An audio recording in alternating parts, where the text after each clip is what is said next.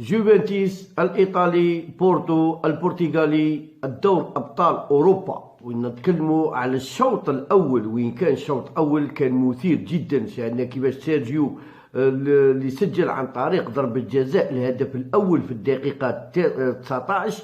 شاهدنا كيفاش انتهى الشوط الأول بهدف ل0. يعني الشوط الأول اللي كان مثير جدا، رغم أن جوفنتيس وين حاول بكل الوسائل، يعني من أجل رغم أن ضغط، نقولوا باللي ضغط، نقولوا باللي 64% نسبة استحواذ الشوط الأول، نقولوا 64% نسبة استحواذ يعني الجوفنتيس، 36% بورتو، 134 تمريرة بالنسبة لبورتو في الشوط الأول، 278 تمريرة بالنسبة لجوفنتيس. يعني من التمريرة شاهدنا أندريا بيرلو اللي دخل بالخطة 4-4-2. شاهدنا كيفاش يعني المدرب تاع بورتو يعني وين دخل بخطة 4-1-4-1 في بعض الأحيان، وين يعني وين بعض الأحيان وين ولا يرجع يلعب بخطة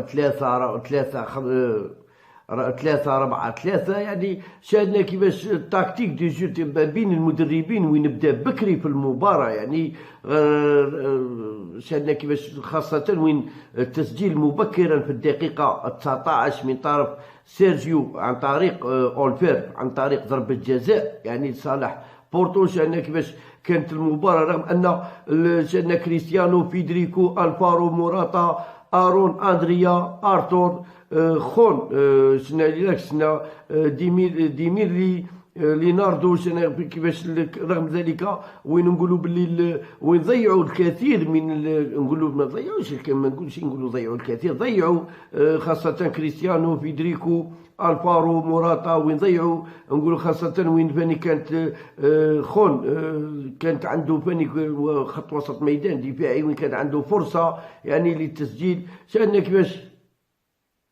مارسينيان الحارس تاع بورتو البرتغالي وين قدم مستوى كبير يعني في هذه المباراة، لعب بكل قوة. شاهدنا ويلسون، شاهدنا كيفاش شونجيل، شاهدنا كيفاش زايدو، شاهدنا كيفاش خيسوس، شاهدنا كيفاش سيرجيو، شاهدنا سيرجيو المسجل الهدف عن طريق ضربة جزاء في الدقيقة 19.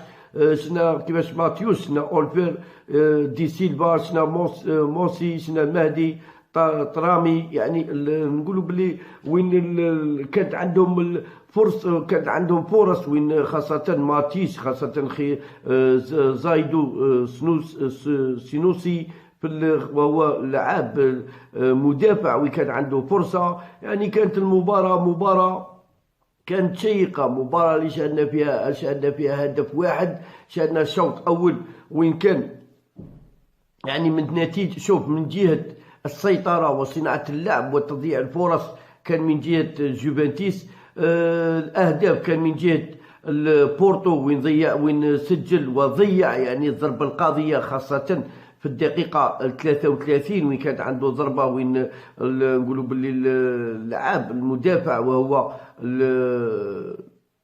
زايدو سينوسي وين ضيع الهدف كان محقق في الدقيقة 33. شاهدنا كيفاش يعني ماتيوس كذلك في الدقيقة 27. شاهدنا فيدريكو من جانب جوفنتيس، كريستيانو، الفارو، موراتا، يعني وين كانت نقولوا خون، يعني وين كانت عندهم فرص يعني لتعديل النتيجة لكن بدون جدوى. وين شاهدنا كيفاش كانت الشوط الأول، يعني الشوط الأول كان مثير جدا، يعني مباراة في هذه النتيجة كما هكا يعني الكل يرجع لبورتو، يعني النتيجة اللي تخدم بورتو كثيرا والمفاجأة الكبيرة. يعني وين شاهدنا كيفاش جوفنتيس وين نقولوا باللي الشوط الأول وين العب كانت مباراة مفتوحة، يعني ما نقولوش مباراة مغلوقة، خاطش علاه نشوفوا كيفاش جوفنتيس لعب ب4-4-2. شاهدنا كيفاش بورتو اللي دخل بخطة 4-1-4-1 في بعض الأحيان، وين شاهدنا وين لعب ب3-5-2 يعني من اجل شو كيفاش نقولوا باللي نروحوا الركنيات. جوفنتيس ما عندهاش ركنيه، نقولوا باللي بورتو وين شاهدنا ركنيه واحده. 5 ركنيات لجوفنتيس، لا سمحوا لي، 5 ركنيات جوفنتيس ولا ركنيه لصالح بورتو. يعني تشوف تعرف بلي كاينه سيطره، كانت سيطره كبيره. شاهدنا كيفاش العدد اللمسات 370 تمريره جوفنتيس، 237 تمريره البورتو. يعني رغم ان شاهدنا كيفاش نقولوا باللي التنقيط، يعني وين التحديات 5-5، نسبة الاستحواذ 64% الجوفنتيس، 36% البورتو. يعني 134 تمريرة البورتو في الشوط الأول. رانا نتكلموا الشوط الثاني سوف يكون مغاير، يقول لك الشوط الأول تاع لاعبين، الشوط الثاني تاع مدربين. يعني تكون مباراة، سوف تكون مباراة مثيرة. شفنا كارلو في الحراسة تاع شفنا كارلو، شفنا بوفون في الحراسة تاع في الاحتياط، والحراس تاع